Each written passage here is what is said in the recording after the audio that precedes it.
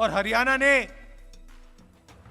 बाकी सब प्रदेशों को दिखा दिया कि हरियाणा क्या है और हरियाणा क्या कर सकता है। इसमें कोई ये नहीं पूछता भैया कौन हो, कहां से आए हो। मोहब्बत की दुकान है ये। पांडवों ने भी नफरत के बाजार में मोहब्बत की दुकान खोली थी।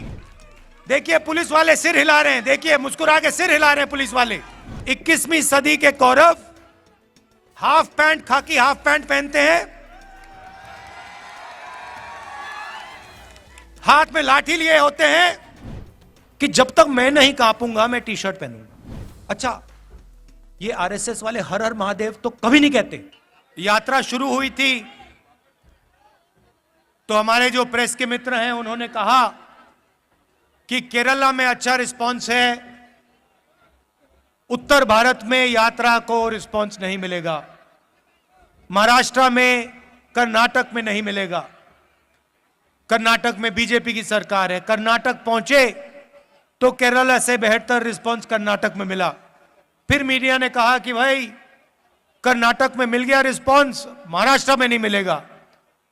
मेरा महाराष्ट्र पहुंचे, कर्नाटक से बेहतर रिस्पांस। उसके बाद कहते हैं मध्य प्रदेश में बीजेपी की सरकार है, नॉर्थ इंडिया है, वहां पे तो सवाल नहीं उठता। वहां पे लाखों लोग आ गए बाहर सड़कों पे, गांव के गांव, शहर के शहर बाहर आ गए। फिर कहते हैं हां मध्य प्रदेश में रिस्पांस मिल गया, हरियाणा में नहीं मिलेगा। और हरियाणा ने बाकी सब प्रदेशों को दिखा दिया कि हरियाणा क्या है और हरियाणा क्या कर सकता है।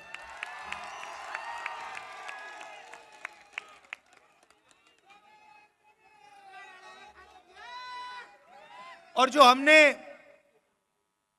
नफरत मिटाने की बात की, डर मिटाने की बात की,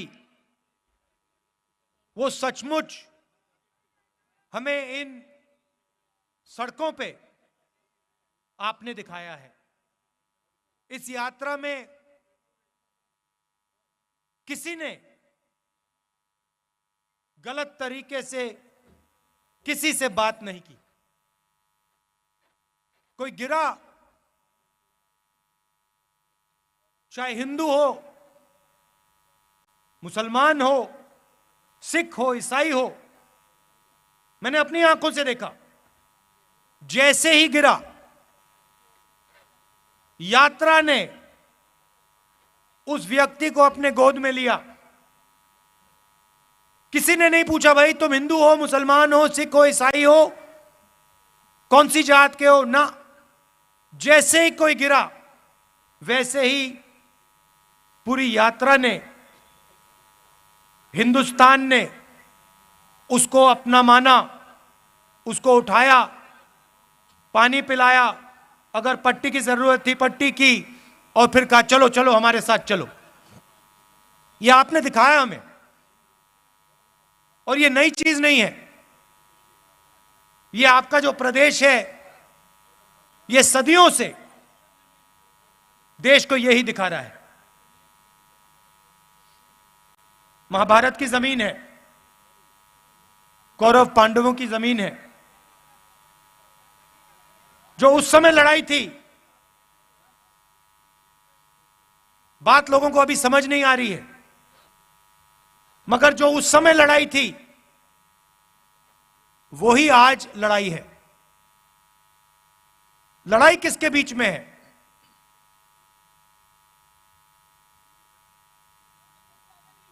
नहीं, देखिए पांडव कौन थे? अर्जुन, भीम, ये लोग कौन थे? ये लोग तपस्या करते थे। ये लोग तपस्या करते थे। क्या पांडवों ने इस धरती पे नफरत फैलाई थी क्या? आपने महाभारत पढ़ी है, क्या उसमें लिखा है कि पांडवों ने किसी गरीब व्यक्ति के खिलाफ अपराध किया? कहीं लिखा है? पांडवों ने डिमोनेटाइजेशन किया क्या? नोटबंदी की थी क्या? गलत जीएसटी लागू की थी क्या? कभी करते? कभी नहीं करते। क्यों नहीं करते? क्योंकि वो तपस्वी थे और वो जानते थे कि नोटबंदी, गलत जीएसटी, किसान बिल इस धरती के जो तपस्वी हैं उनसे चोरी करने का तरीका है।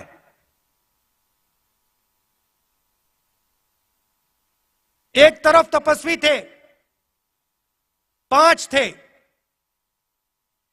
दूसरी तरफ संगठन था।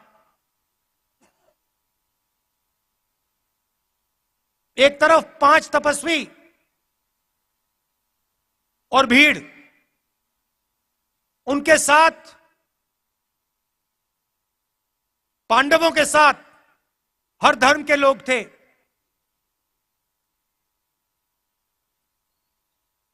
जैसे यहां पे यात्रा चल रही है, इसमें कोई ये नहीं पूछता भैया कौन हो, कहां से आए हो। मोहब्बत की दुकान है ये। पांडवों ने भी, आप याद रखिए, आप याद रखिए, पांडवों ने भी अन्याय के खिलाफ काम किया था। पांडवों ने भी नफरत के बाजार में मोहब्बत की दुकान खोली थी। देखिए पुलिस वाले सिर हिला रहे हैं, देखिए मुस्कुरा के सिर हिला रहे हैं पुलिस वाले, समझते हैं ये। भैया कैमरा इस साइड मत दिखा देना, फंस जाएंगे। गलती से भी मत दिखा देना।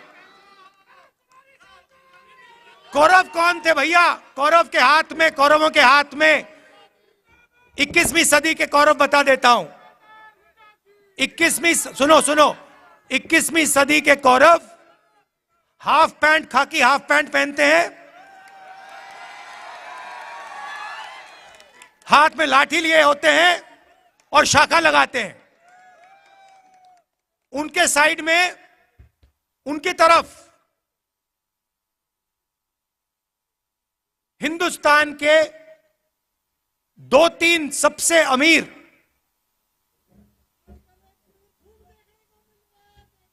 अरबपति कौरवों के साथ खड़े हैं। भाई और बहनों, नोटबंदी किसने करवाई? गलत जीएसटी किसने लागू की? किसके लिए की गई और किसके खिलाफ की गई, ये आप समझिए। नोटबंदी, गलत जीएसटी नरेंद्र मोदी ने जरूर साइन किया, मगर नरेंद्र मोदी जी की शक्ति ने गलत जीएसटी, नोटबंदी नहीं लागू करवाई। हिंदुस्तान के 2-3 अरबपतियों की शक्ति ने, इन्होंने प्रधानमंत्री का हाथ चलाया। मानो ना मानो, आपको देखने को मिलेगा उस समय के अरबपति पांडवों के साथ खड़े थे क्या? अगर खड़े होते तो पांडव जंगल में क्यों बैठे थे? पांडवों को घर से क्यों निकाला? क्योंकि उनके साथ अरबपति नहीं खड़े थे, मगर उनके साथ इस धरती की जनता, इस धरती के किसान, इस धरती के मजदूर, इस धरती के गरीब, इस धरती के छोटे दुकानदार, इस धरती के स्मॉल और मीडियम बिजनेस सब खड़े थे। ये देश भाई और बहनों, ये देश तपस्वियों का देश है।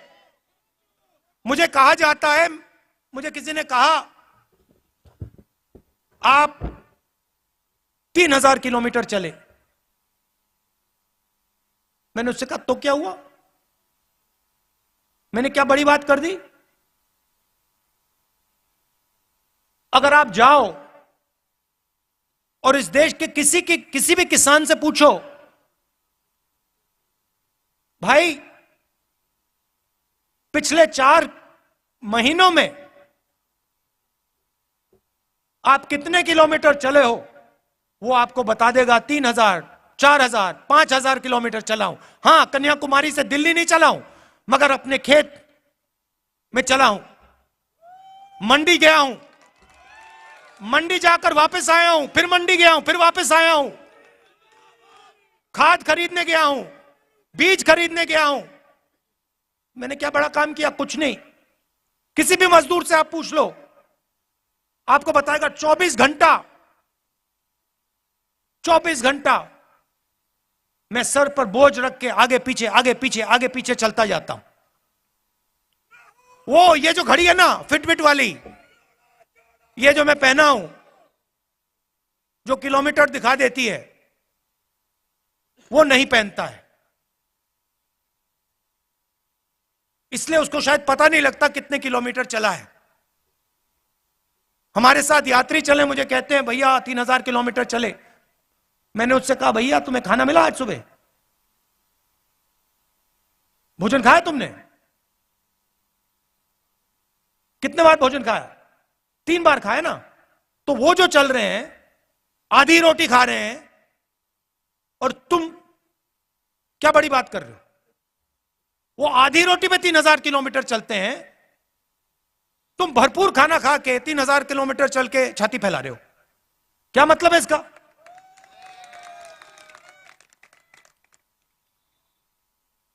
फिर ये मेरी टी शर्ट के पीछे पड़ गए।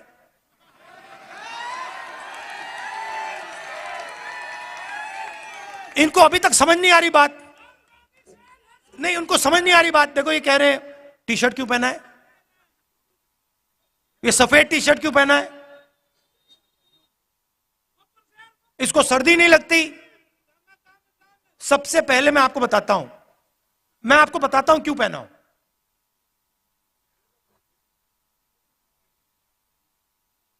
यात्रा शुरू हुई, केरला में भयंकर गर्मी, ऐसा लग रहा था भैया टी शर्ट उतार दो। मतलब उसमें पसीने आ रहे थे, ह्यूमिडिटी बहुत थी। केरला में काफी मतलब गर्मी लगी। फिर मैं मध्य प्रदेश में गया, थोड़ी ठंड होने लगी, थोड़ी सी, मतलब ज्यादा नहीं। सुबह सुबह क्या हुआ, 6 बजे हम निकलते हैं। सुबह सुबह 3 गरीब बच्चे मेरे पास आ गए, फटी हुई शर्ट थी।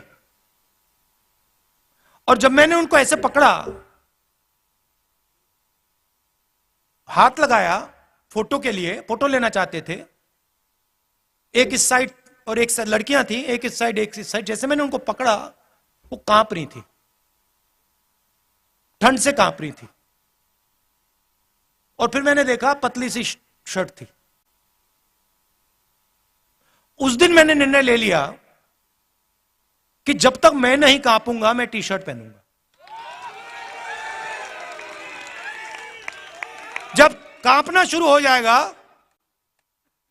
जब मुझे अच्छी मतलब ठंड लगने लगेगी, जब जबरदस्त कठिनाई होगी, तो फिर मैं स्वेटर पहनने का सोचूंगा, मगर उससे पहले नहीं करूंगा।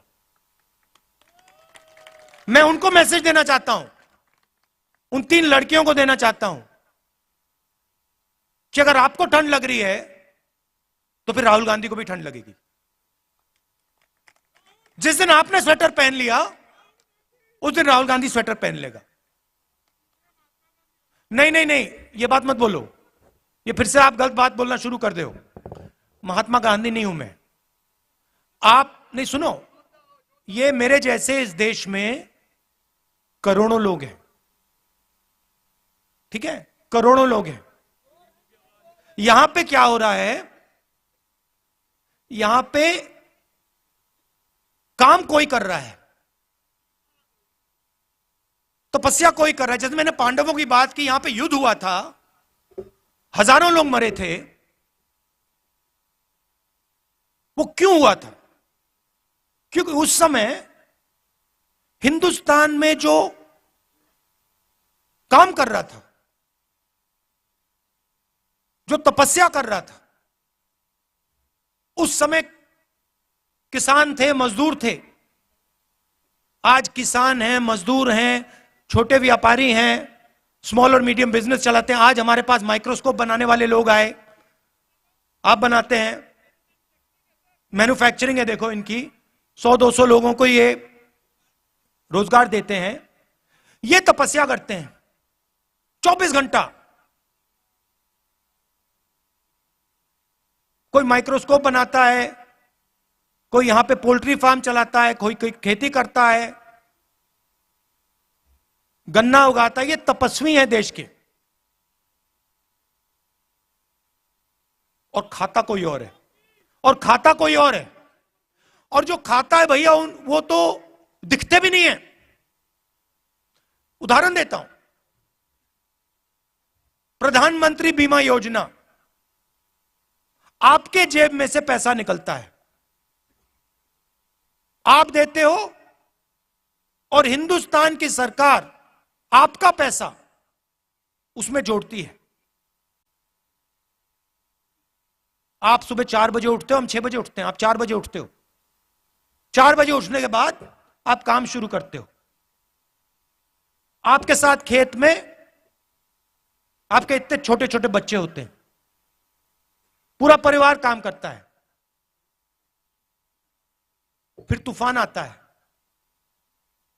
आंधी आती है, बारिश होती है, ओले गिरते हैं, और फिर आप जाते हो बीमा लेने। कहते हो भैया चलो नुकसान हो गया, बीमा का पैसा तो भरा था। पता लगता है इंटरनेट पे आपको कंपनी नहीं मिलेगी, नाम नहीं मिलेगा, फोन करो कोई जवाब नहीं देगा। आपकी तपस्या कोई और खा गया। जीएसटी के बारे में बताता हूं, मजेदार बात मैंने सुनी।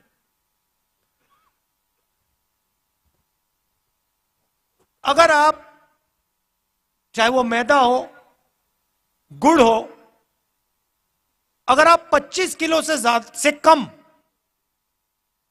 मैदा गुड़ अपनी दुकान में बेचते हो, छोटे व्यापारियों की बात कर रहा हूं, अगर 25 किलो से कम बेचते हो तो आप पर जीएसटी लग जाती है। और अगर आप 25 किलो से ज्यादा बेचते हो, आप पे जीएसटी नहीं। मतलब छोटे व्यापारी पे जीएसटी, अदानी पे जीएसटी नहीं। क्यों? आपने क्या गलती की? अगर आप पे लग रही है तो उन पे लगनी चाहिए, अगर उन पे ना लगे तो आप पे ना लगे। किसान आए हमारे पास, एमएसपी की बात की। हिमाचल प्रदेश में मैंने आज अखबार में पढ़ा, सेब का पूरा व्यापार एक उद्योगपति के हाथ में। जम्मू कश्मीर जाएंगे, पूरा का पूरा सेब का व्यवहार उसी उद्योगपति के हाथ में। नहीं हुए भैया, क्योंकि शहीद जो होता है उसको शहीद का दर्जा मिलता है। पार्लियामेंट हाउस में मैंने बात उठाई, कांग्रेस पार्टी ने बात उठाई कि भैया ये 700 लोग शहीद हुए हैं, इनका नाम तो ले लीजिए पार्लियामेंट हाउस में, शहीद का दर्जा तो दे दीजिए। प्रधानमंत्री कहते कोई शहीद नहीं हुआ। हमने मौन करा दिया वहां पे, मैं खड़ा हो गया, मैंने कहा भैया हम तो मौन करेंगे। स्पीकर गुस्सा हो गया मुझसे, कहते देखिए पार्लियामेंट हाउस में जो 700 किसान शहीद हुए हैं उनके लिए 2 मिनट मौन नहीं रखा जा सकता है। हम जानते हैं कि शहीद हुए, उनके परिवार जानते हैं कि शहीद हुए, हिंदुस्तान की सरकार नहीं जानती, उनके लिए नहीं शहीद हुए। मगर वैसे मैं उनकी बुराई इतना नहीं करना चाहता, वो करने जो कर रहे हैं करने दो उनको। मैं क्या चाहता हूं कि जो तपस्वी है, चाहे वो किसान हो, मजदूर हो, छोटा व्यापारी हो, जो वो तपस्या करे, गीता में लिखा है। क्या लिखा है गीता में तपस्या के बारे में? बताइए भैया, आपसे ले रहा है। तपस्या करो और फल मत देखो। मगर गीता में यह नहीं लिखा है कि तपस्या करो और फल नहीं मिलेगा।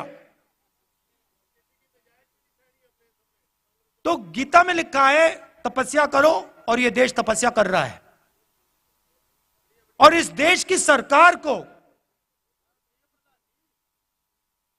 उस तपस्वी की मदद करनी चाहिए, उस तपस्वी की रक्षा करनी चाहिए।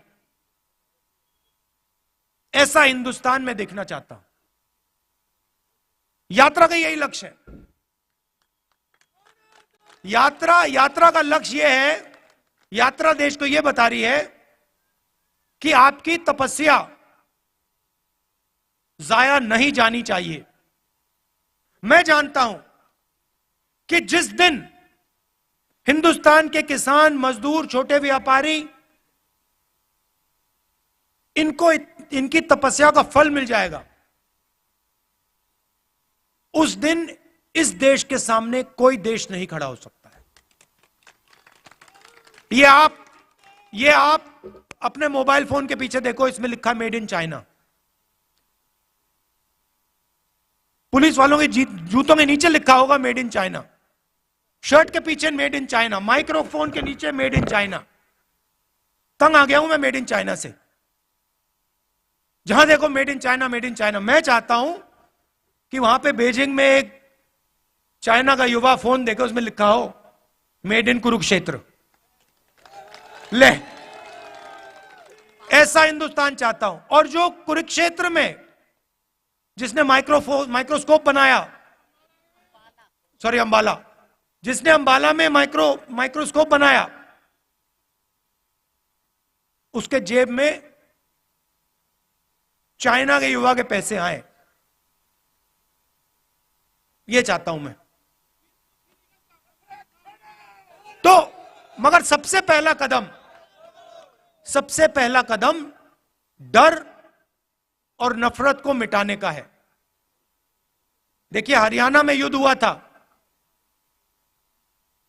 पांडवों ने डर और नफरत को मिटाने का काम किया था। जैसे मैंने कहा, नफरत के बाजार में मोहब्बत की दुकान खोली थी। और ये मैं नहीं कह रहा हूं, ये मत सोचिए कि मेरा नारा है। मेरा नारा नहीं, उनका नारा है। ये पांडवों का नारा है, ये पांडवों का नारा है, ये भगवान राम का नारा है, ये इस देश का नारा है। और हजारों सालों से यह नारा चल रहा है। ये कुछ नया काम नहीं किया मैंने। आखिरी बात कहना चाहता हूं, और यह आपको मालूम होनी चाहिए। देखिए, जब भी मैं चल रहा हूं, जहां भी मैं जाता हूं, राजस्थान में जय सिया राम, जय सिया राम। अच्छा, ये आरएसएस वाले हर हर महादेव तो कभी नहीं कहते। आप देखो, नोट करो, कभी नहीं कहते। ये क्यों नहीं कहते? नहीं, मैंने सोचा इसके बारे में, क्यों नहीं कहते? हर हर महादेव क्यों नहीं कहते? नहीं, क्योंकि शिव जी तपस्वी थे और ये हिंदुस्तान की तपस्या पे आक्रमण कर रहे हैं, इसलिए हर हर महादेव नहीं कह सकते। मगर बात मैं जय सिया राम की कर रहा हूं। यहां पे राम राम, राम राम सुना मैंने, राम राम, जय सिया राम। अब जय सिया राम ये कभी नहीं कहते। इन्होंने सीता जी को नारे से निकाल दिया, उठा के बाहर फेंक दिया, कहा हम नहीं कहेंगे। ये हमारी हिस्ट्री, हमारे संस्कार, हमारे इतिहास के खिलाफ काम किया इन्होंने। और जब भी कांग्रेस पार्टी का कोई भी कार्यकर्ता आरएसएस के कार्यकर्ता के सामने आए, उससे कहो तुम जय सिया राम कहोगे और उससे जय सिया राम कहलवाओ, क्योंकि जितने जरूरी राम थे उतनी ही जरूरी सीता थी। तो आप सब यहां आए, इतने प्यार से आपने मेरी बात सुनी, दिल से आपका धन्यवाद करना चाहता हूं। और आज एक कमी रह गई, आज एक कमी रह गई। हमने आज वो जो बीजेपी के लोग करते हैं, देखिए उनके संगठन में महिलाएं तो होती नहीं है, अलाउ ही नहीं है। अभी तक नहीं समझ आया मुझे उनके संगठन में महिलाएं क्यों नहीं है, वो अलग बात है। मगर आज हमने पूरा दिन महिलाओं का कर दिया, तो जो हमारे पुरुष हैं उनको आज थोड़ी मुश्किल हुई, आप अंदर नहीं आ पाए, आप मिल नहीं पाए, तो मैं आपसे माफी मांगना चाहता हूं। और कल दोनों स्त्री और पुरुष का दिन है, तो आप सब लोग आ पाएंगे और आपसे मिल सकेंगे। दिल से बहुत बहुत धन्यवाद। नमस्कार, जय हिंद।